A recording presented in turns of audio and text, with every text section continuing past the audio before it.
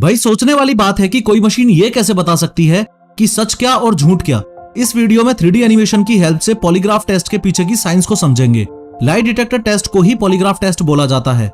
एक एक मशीन का टेक्निकल एनालिसिस करके इस कंक्लूजन पर पहुंचेंगे कि आखिर क्यों कुछ लोग इस मशीन को सबसे वाहियात मशीन कहते हैं और आखिर क्यों कोर्ट्स इस मशीन को गवाही के मामले में इंपोर्टेंस नहीं देते।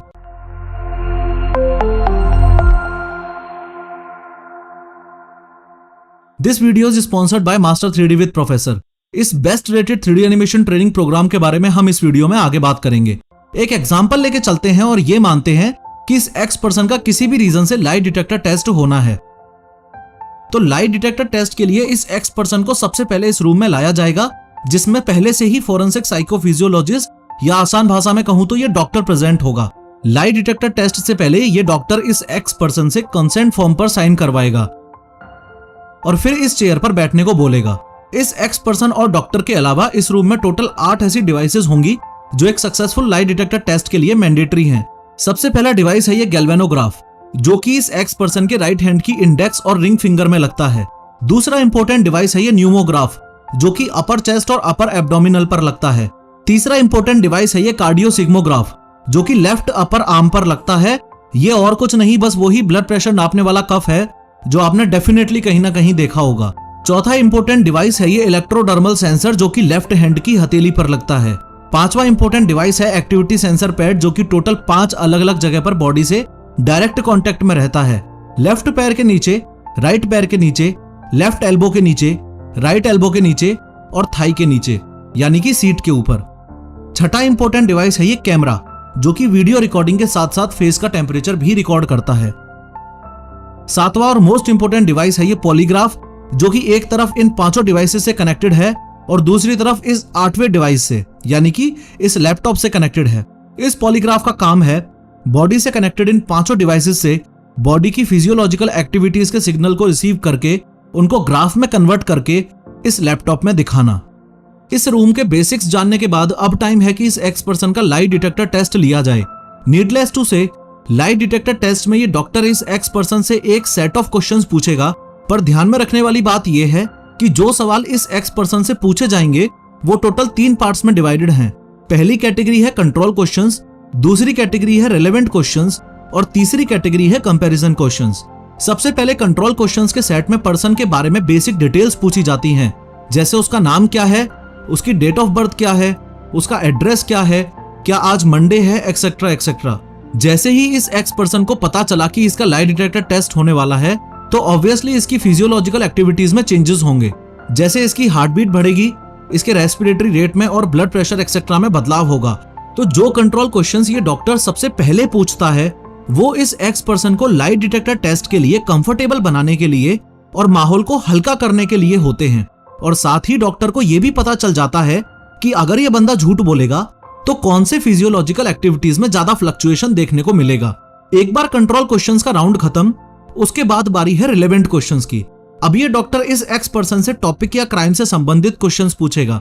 फॉर एग्जांपल, क्या आपने मर्डर किया है, क्या आपने चोरी की है, क्या आपने झूठ बोला है, एक्सेट्रा एक्सेट्रा।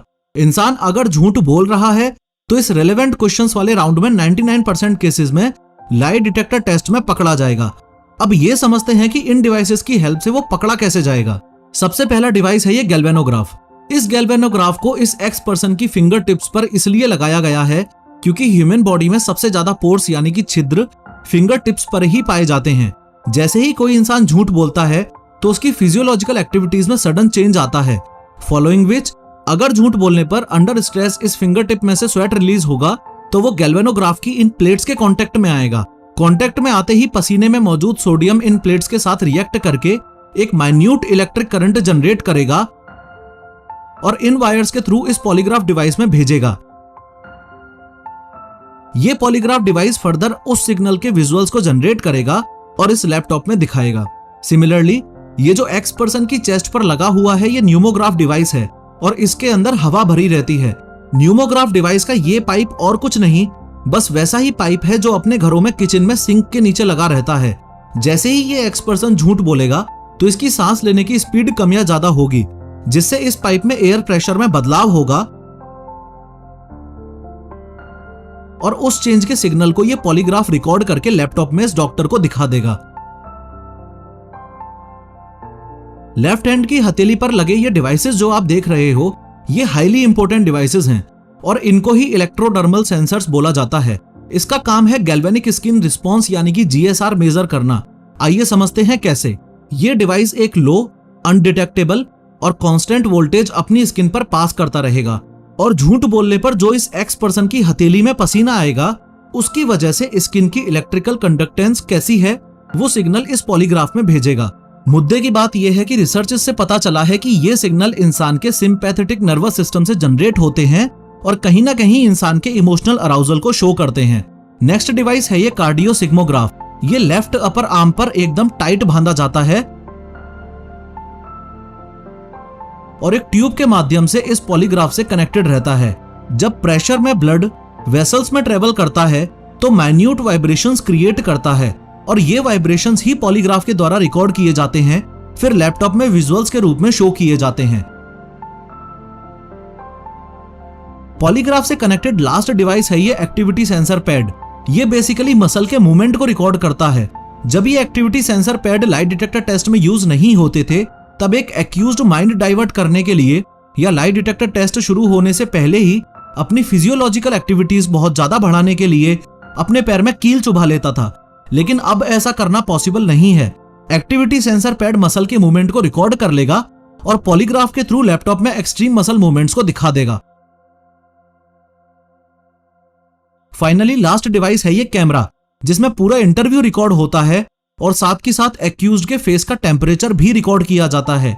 इन डिवाइसेस के टेक्निकल एडवांसमेंट की वजह से ही मैं आपको बोल रहा था कि 99% केसेस में झूठ बोलने वाला इंसान इस सेकंड राउंड तक पकड़ा जाता है, यानी कि इस रिलेवेंट क्वेश्चंस वाले राउंड तक पकड़ा जाता है। लेकिन हर इंसान की under stress physiological activities differently fluctuate करती हैं।